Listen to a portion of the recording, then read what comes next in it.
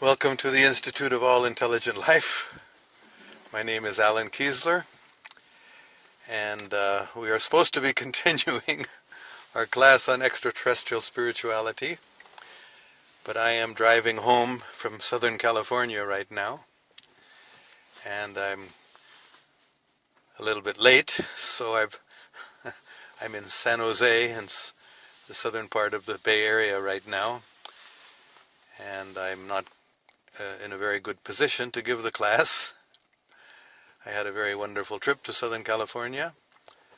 I met Matthew Fox, who is, I guess we could call Matthew Fox the leading mystic, the leading Christian mystic in America at this time. Very influential and prominent man. So I had a very good time with him, attended one of his workshops, and we had a couple of good discussions. So in terms of this class, I thought I could just report one or two things that happened in that discussion. He, by the way, appreciates Rumi and Hafiz very much. I guess you could call him a Christian Sufi. But in terms of extraterrestrial spirituality, I did ask him some questions about what he believes about God, because he was talking in this workshop and he said that being is God. Those were the words he used, being is God. And I was a little disturbed by that, actually.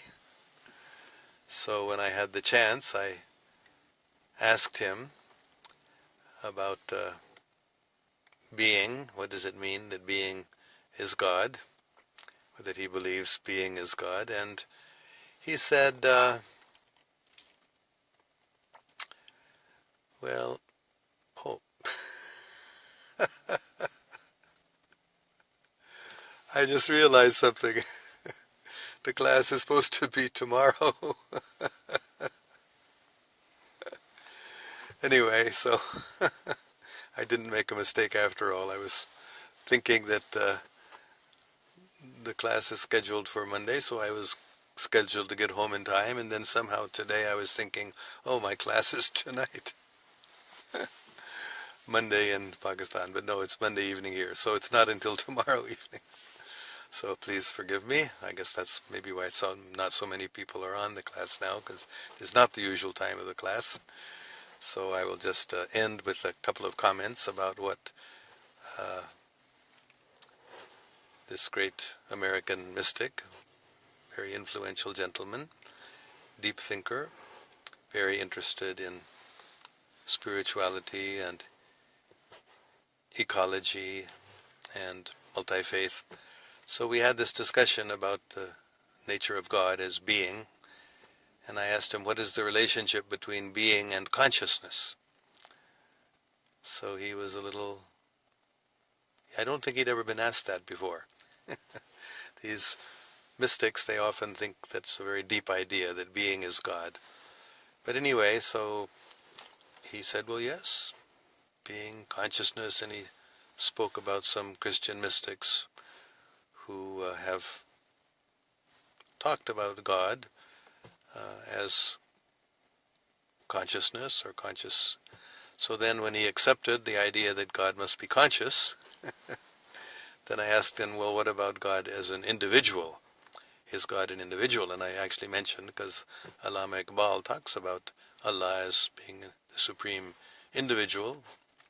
So I asked him, and then he thought about that too. That was a little too much for him, actually. They don't usually think, these Christian mystics in this modern age, they don't think so much in those terms. Anyway, so that was the discussion we had. And he did say one very nice thing, that Thomas Aquinas, St. Thomas Aquinas, one of the greatest Christian thinkers of all time, had described God, the quality of God, fundamental quality of God, as joy.